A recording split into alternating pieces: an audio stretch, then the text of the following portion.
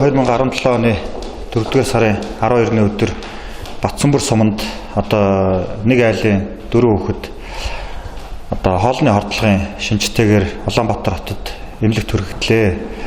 За үүний дагуу хордлогын хор уршигаас 8 настай хүүхэд эмнэлээ гэсэн ийм асуудлаар манай мэргэжлийн хяналтын байгууллага Төв аймгийн эрүүл мэндийн газар зоон зөвчин судлалын төвөөс хамтарсан хяналт шалгалт үзлэгийн арга хэмжээг Батцанбөр суманд явууллаа. За хохирогч хүүхдийн гэр бүлийн хувьд гэх юм бол хүүхдийн эцэг эх нь Улаанбаатар хотын сонгон хайрхан дүрэгт харьяалалтай. За нэг гэр бүлийн 4 хүүхэд Төв аймгийн Батцанбөр сумын 12 жилийн сургалтад дунд сургууль сурдаг. За мөн дотор байранд байрладаг гэсэн мэдээлэл агмаа. Үүнтэй холбогдуулаад хордлогын шинж тэмдэг хаанаас гарав? За ямар хоол хүнсний бүтээгдэхүүн өргөснөөс болоод хордлого аваа гэдэг тал дээр манай мэргэжлийн хяналтын байгууллага тухайн хүүхдүүдийн хэрэгэлсэн Батцанбөр сумаас үйлчлэгээ явуулсан тэр дотор байрны хоол хүнсний үйлчлэгээ явуулж байгаа иргэдийн гар хөл болон тэнд байгаа хоол унд хийсэн бараа бүтээгдэхүүнээс шинжилгээний дээжийг авч шинжилгээнд хөрвүүлэхээр зэхэд байна. За үүнтэй холбогдуулаад янз бүрийн хэвлэл мэдээллийн сайтууд, хэвлэл мэдээллийн хэрэгслүүдээр Төв аймгийн Батцанбөр суманд үдийн цайтай холбоотой ч юм уу хоол хүнстэй холбоотой хордлого гарлаа гэх мэтчлэн ийм мэдээллүүд яваад байгаатай холбогдуулаад албан ёсны дүн шинжилгээ хариу нь бол гараагүй байна. За шинжилгээнээс дээж авсан байгаа. Шинжилгээний дээжийн хариу шинжилгээг дээжийг ургуулах, за мөн шинжлэх явцыг бол бас тодорхой хугацаанд үргэлжлэнэ.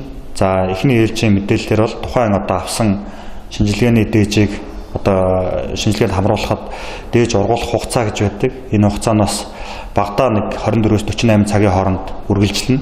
За мөн юу гэдгийг дээжинд янз бүрийн илрэл шинж тэмдэг илэрх юм бол цаашаа үргэлжлээд батлах шинжилгээ гэх мэтлэнгээр явдаг. За үндсэндээ бол нэг ажлын 5 хоногт багтааж шинжилнэ гэсэн ийм урьдчилсан тооцоо байдаг. За хохирогч хүүхдүүдийн хувьд гэх юм бол яг манай Төв аймгийн Батцанбөр суманд дотор байранд байрладаг. За дотор байранд байрладаг нийт 230 хүүхэд тухайн өдрөө буюу 4 сарын 10-11-ний өдөр хоол унд идсэн байдалд биднес судалгаа хийсэн. За 4 сарын 11-ний өдөр 230 хүүхэд хоол идсэн байгаа.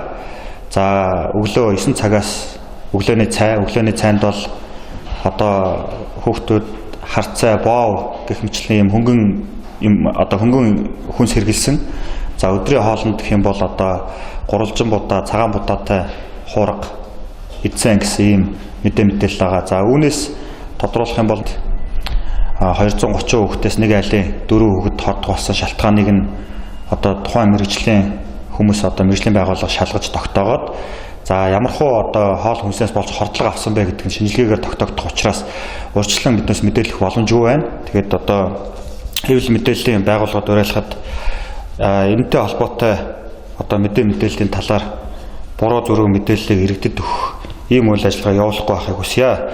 За энэ дээр манай мэргэжлийн хяналтын ерөнхий газар болон холбогдох эрүүл мэндийн байгууллага, боловсролын байгууллагууд, за мөн Төв аймгийн засаг даргын тамган газар бас яралтай арга хэмжээг авч ажиллаж байна.